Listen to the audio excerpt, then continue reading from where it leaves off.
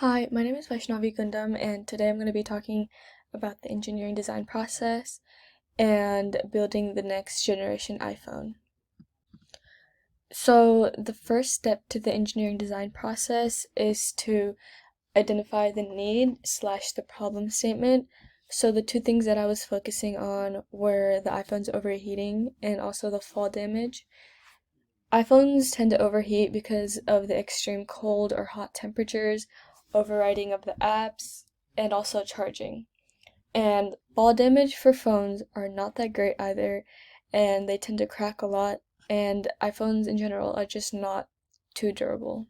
Next, I brainstormed some ideas and researched a little bit on these problems, and I came up with we could use different materials for the iPhone's battery to minimize overheating. We can change the screen material and size to something stronger to prevent any cracks when the iPhone is dropped and to keep it more durable in general. We can also build a iPhone case that could help cool down the phone and prevent it from overheating. And lastly, we can add a cooling system to the iPhone, like a fan, which would automatically turn on whenever the phone is overheating or just heating in general. So the next step is to plan to innovate the iPhone. So we can engineer a cooling system to add to the iPhone internally to turn on whenever the phone is heating up. And iPhones never had a cooling system like the MacBook, so this might not be the best idea just because of how bulky this could be, and also there might not be any output for the fan itself. We can also change the screen material to ceramic shield, which is a better version of what we're use for iPhones right now, which is Gorilla Glass. This is better because the ceramic shield was proven that it's four times more drop protection than Gorilla Glass, and it's harder to break or scratch. Also, it's around the same price for both of these glasses, so it would be a good adjustment. And also, we could leave it the same size so that we don't have to spend more money into changing this. Another thing we can do is to change the iPhone battery to Li-ion batteries rather than the Li-polymer batteries. Li-ion batteries have high power density, which means it packs more power cells than the Li-polymer batteries.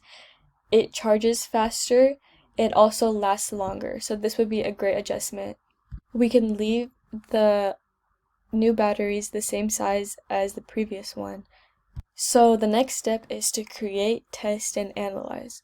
So we know that the ceramic shield was proven to have 4 times more drop protection than Gorilla Glass.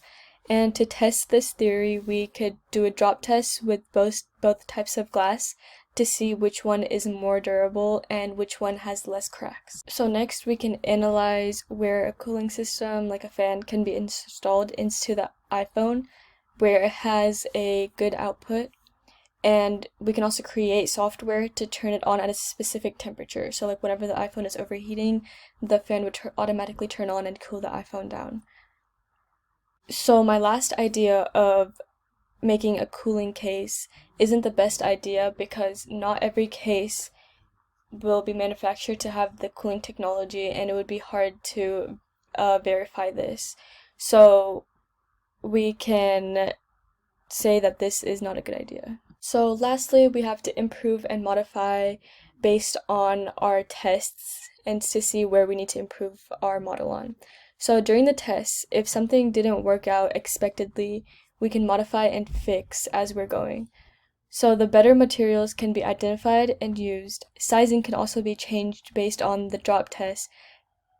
After coming out with the final product, we can spread word on social media and maybe even make an ad about the new updates so that people are more aware of what we engineered and fixed in the iPhone.